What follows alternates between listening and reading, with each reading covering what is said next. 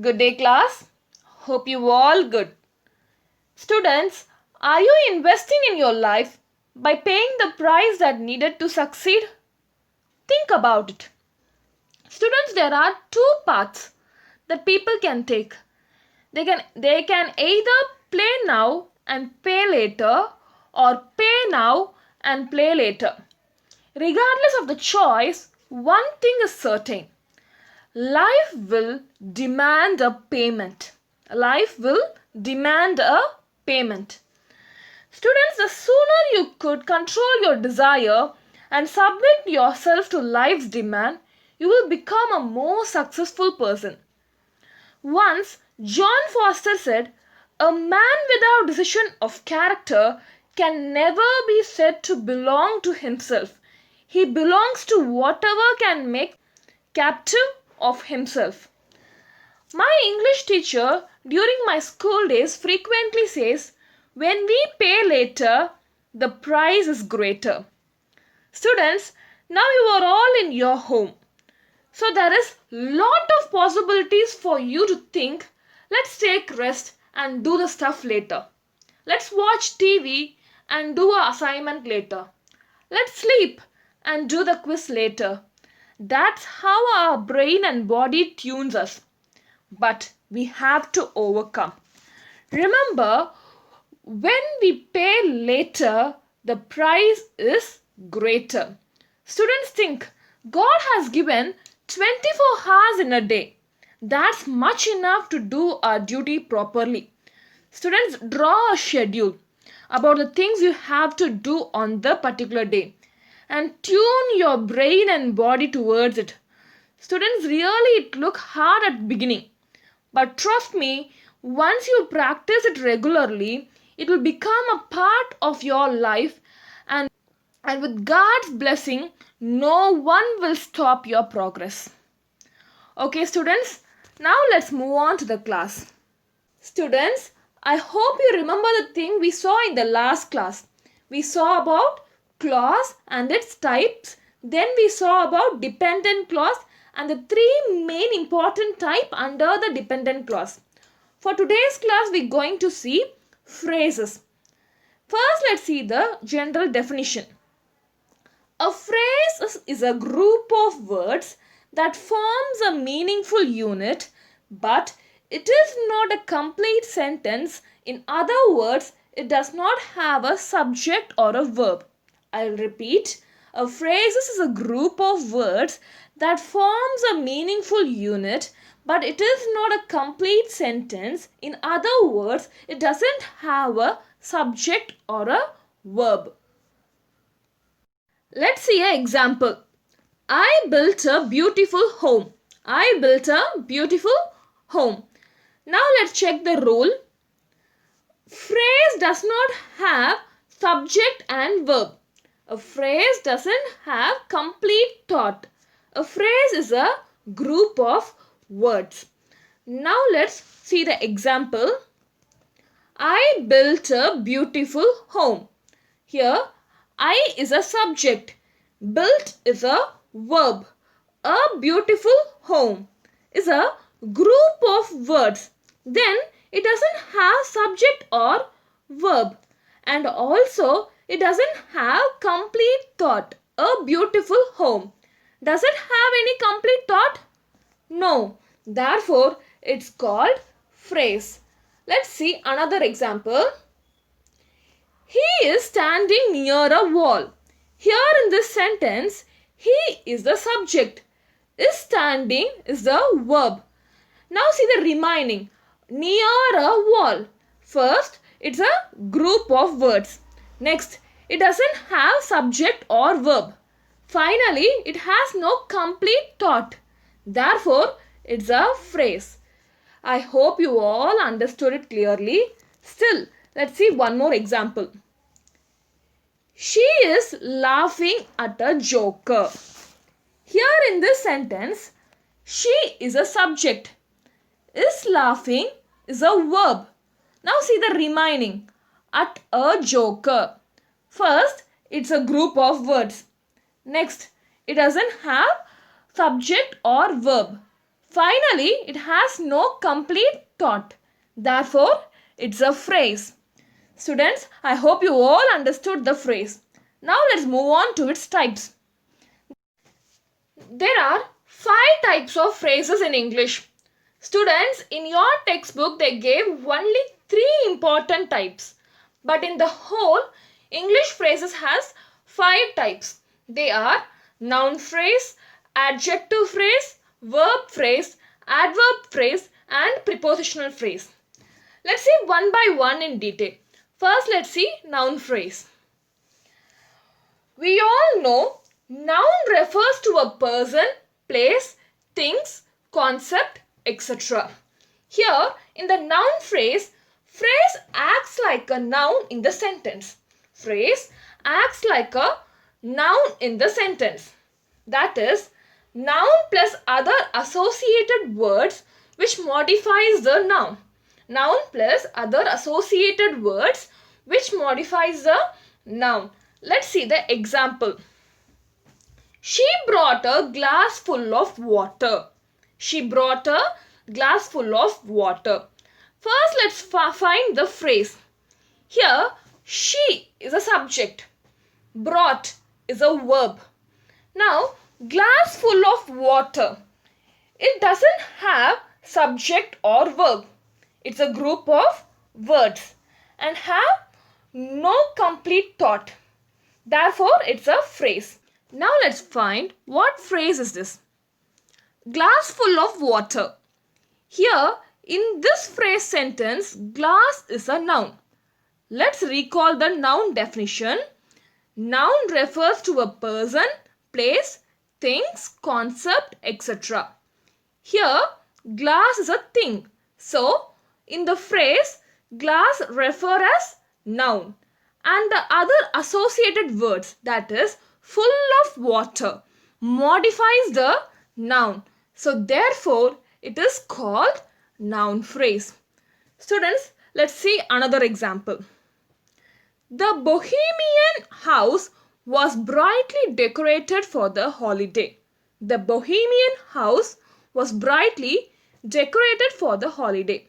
First, let's find the phrase in the sentence. Students, remember, phrase may come at the beginning, middle or end. Now let's find the phrase. Here in this sentence, the Bohemian house is the phrase because it's the group of word that has no subject or verb and also it's not a complete thought. Therefore, it's called phrase. Now let's find what phrase is this. The Bohemian is a noun because it's a concept. Bohemian means a person who involved in the art. So here the Bohemian is a noun. House is associated word. Therefore, the phrase Bohemian house, the Bohemian house is a noun phrase. Students, I hope you understood the noun phrase. Now let's move on to the next phrase. It's adjective phrase. As we all know, adjective is a word that qualifies a noun. Here in the adjective phrase, one or more words work together to give more information about an adjective. I'll repeat, one or more words work together to give more information about an adjective. Let's see some example.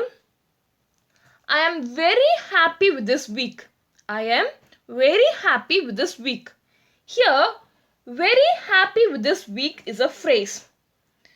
Now, the word happy is a noun and the word very gives more information about the noun happy. Therefore, it's called adjective phrase. Now, let's move on to the next example. The cost of the car is way too high. The cost of the car is way too high. Here in the sentence, way too high is a phrase and the word high is a noun. The very word before high is too. That gives more information about the noun. Therefore, it's called adjective phrase. Students, I hope you understood the adjective phrase.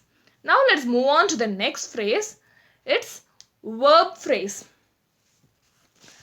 As we know, verb is a word that expresses an action in a sentence. I repeat, verb is a word that expresses action in a sentence.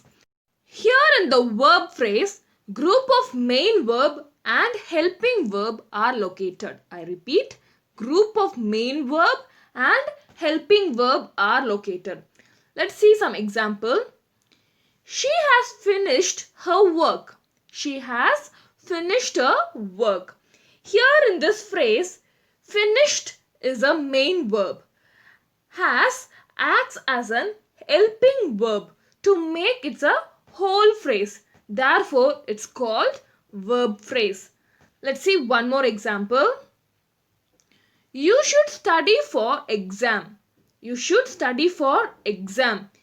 Here in this phrase, study is a main verb because it refers the action of the subject. Then the word should acts as a helping verb to make it a whole phrase. Therefore, it's called verb phrase. Students, now let's move on to the next phrase. It's adverb phrase. As we all know, adverb is a word that qualifies a verb or an adjective. Here in the adverb phrase, one or more words work together to give more information about an adverb. I'll repeat, one or more words work together to give more information about an adverb. Let's see some example. They ran really fast. It's a phrase. Here, ran is a verb. Really fast is a word that gives more information about the verb ran. Therefore, it's called adverb phrase. Let's see one more example.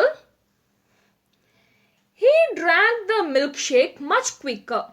He drank the milkshake much quicker. Here in this sentence, drank is the verb. The word much quicker gives more information about the verb drank. Therefore, it's called adverb phrase. Students, I hope you understood the adverb phrase. Now let's move on to the last phrase. It's prepositional phrase. First, let's brush up what is preposition. I hope you all remember it because we saw preposition in our first grammar class. I hope you all remember. Still, let's brush up. The noun or pronoun which follows the preposition is called the object of preposition. I'll repeat. The noun or pronoun which follows the preposition is called the object of preposition. Now let's see the prepositional phrase. One or more words work together to give information about preposition. One or more words work together to give information about preposition. That is, it gives information about time, place, location. Let's see the example. He is sleeping on the carpet. He is sleeping on the carpet. Here in this phrase, on the carpet, on refers to the place where the noun is present. Therefore, it's called prepositional phrase. Let's see one more example. He always speaks in loud voice. He always speaks in loud voice. Here in this phrase, in loud voice, here in refers the condition of the person. Therefore, it's called prepositional phrase. Students, I hope you all understood the phrases. Let's have a small recap. Today we saw phrases. A phrase is a group of words. It doesn't have subject or a verb. It doesn't give complete thought. Under phrase, we saw 5 types. They are noun phrase, adjective phrase, verb phrase, adverb phrase, and prepositional phrase. First we saw noun phrase. Phrase acts like a noun in the sentence. Next we saw adjective phrase. One or more words work together to give more information about an adjective. Next we saw verb phrase. Group of main verb and helping verb are located. Next we saw adverb phrase. One or more words work together to give more information about an adverb. Next we saw prepositional phrase. One or more words work together to give information about preposition. That is, it gives information about time, place, location. Students, I hope you are all clear in phrases. Students, try to fill the book bag exercise in page number 68. Students who are all yet to buy books, please pay your fees and collect your book as soon as possible in school. First we saw clauses and its types. Independent clause, dependent clause. Then we saw the main 4 types under dependent clause. That is noun clause, verb clause, adverb clause, adjective clause. Then in our next video, we saw about the phrases and its 5 types. That is noun phrase, verb phrase, adjective phrase, adverb phrase and prepositional phrase. Students, for today's class, we're going to see non-finite verbs. Non-finite verbs. Before we move into the non-finite verbs, let's see this concept from beginning. Verbs. We all know it represents action. It divides into 2 types. That is, one is finite and another one is non-finite. First, let's see the finite verb. Finite verb helps you to know the tenses and the sentence keep on change according to the subject. There is a very easy way to find finite verbs. That is, verb plus ing comes in a verb place, then it's called finite verb. For example, he is playing. Here, is playing is verb. Therefore, it's finite verb. Now let's move on to the non-finite verb. Students, kindly take a rough note and take notes because non-finite verb is the given concept in your prescribed textbook. Let's see non-finite verb. Non-finite verbs looks like a verb but does not help to know the tenses. As we all know, there are 12 tenses in English. But this non-finite verb does not help us to know those tenses. Instead of helping us to know these tenses, they act like a noun or adjective in a sentence. I'll repeat, non-finite verb look like a verb but does not help us to know the tenses. Instead, they act like a noun or adjective in a sentence. Students, you will understand it clearly when we see its types in detail. So don't worry, keep on taking notes. Non-finite verbs classified into 3 types. They are gerund, participle, infinitives.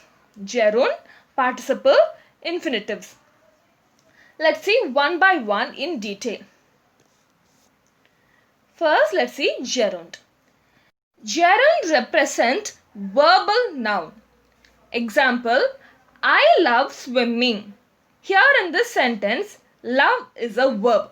So it's finite verb. Students, recall what is verb.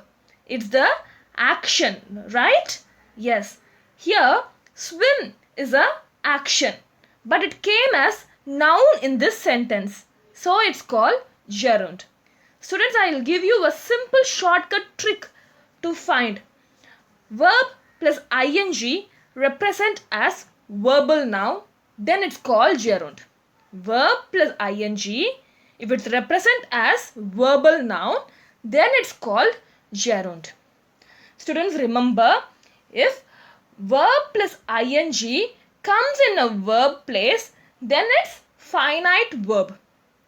But in gerund, Verb plus ing comes before or after the verb and represent noun. Then it's called non-finite. Let's see another example for gerund. Walking is a healthy habit. Walking is a healthy habit. Here in this sentence, is the finite verb. Now see the word walking. Walk is the action. Therefore, it's a verb. Adding ing represent as a verbal noun in this sentence. Therefore, it's called gerund. Let's see one more example. Painting is an art. Painting is an art. Here in this sentence, is the finite verb. Now see the word painting. Paint is the action, therefore it's a verb. Plus ing, it represents as a verbal noun in this sentence. Therefore it's called gerund. Students, I hope you all understood gerund. Remember, verb plus ing represent verbal noun, then it's called gerund. Now let's move on to the next type, participle. Participle acts like an adjective in a sentence. So we call it as verbal adjective.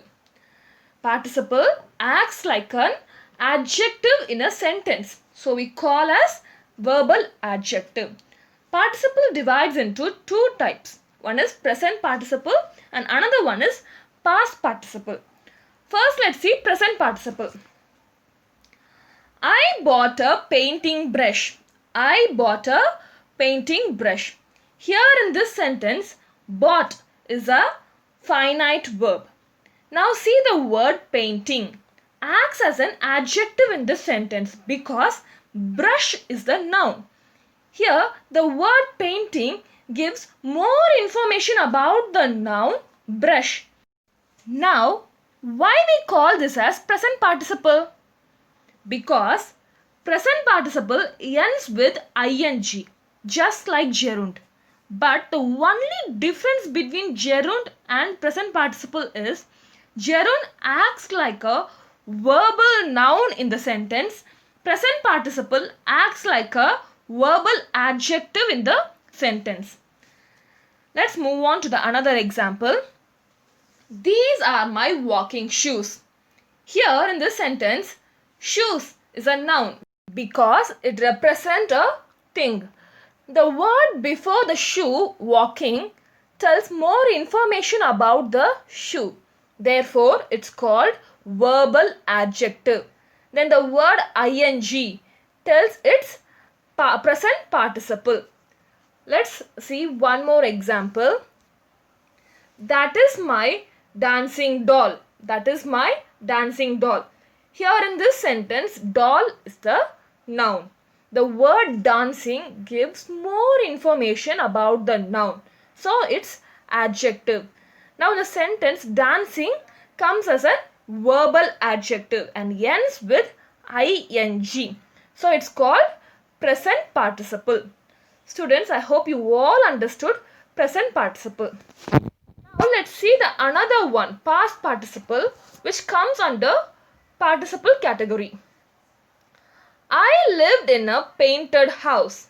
I lived in a painted house. Here in this sentence, house is the noun. The word painted qualifies the noun. So it's called verbal adjective. Now the word painted ends with ed. That represent past tense. So therefore it's called past participle. Let's see another example. I lived near the haunted forest. I lived near the haunted forest. Here in this sentence, forest is the noun because it represents the place. The word haunted before the noun qualifies the noun. So it's called verbal adjective. And the adjective ends with ed. Therefore, it's called past participle. I hope you are all understood participle. Now let's move on to the last one, infinitives. Infinitives represent 2 plus verb called infinitives. 2 plus verb called infinitives. Let's see some example. I like to paint. Here in this sentence, like is a finite verb. It refers to the tense in the sentence. Now look at the word paint. It's a action. Therefore, it's a verb. And also to. The word to comes before the verb paint. That is to paint. To plus verb. Therefore, it's called infinitives. Let's see another example. I like to walk early in the morning. I like to walk early in the morning. Here in this sentence, like is the finite verb. Then to walk, that is to plus verb came in the sentence. Therefore, it's called infinitives. Students, I hope you are all understood. Let's have a small recap. Students, in today's class, we had a small introduction about verb in the beginning of the class. Verb represents action. Then we saw there's a two types of verbs. One is finite verb and another one is non-finite verb. Under finite verb, we saw finite verb can be identified as verb plus ing in verb place. Verb plus ing in verb place. Then we saw about non-finite verb in detail. Under non-finite verb, we saw gerund, participle and infinitives. Gerund, participle and infinitives. First, we discussed about gerund. Gerund represents verbal noun. That is, verb plus ing as a noun in a sentence. Then we discussed about participle. Participle represents verbal adjective. That is, verb plus ing as an adjective in a sentence. Then it's called present participle. Then verb plus ed as adjective in a sentence. Then it's called past participle. Then we discussed about infinitives. Infinitives represent to plus verb in a sentence. To plus verb in a sentence. Students, I hope you all understood clearly. Students, kindly complete the book back exercise in page number 69, 70 and 71. If you have any doubt, post your doubt in our WhatsApp group. See you all in next video. Be safe and learn happily at home. Thank you.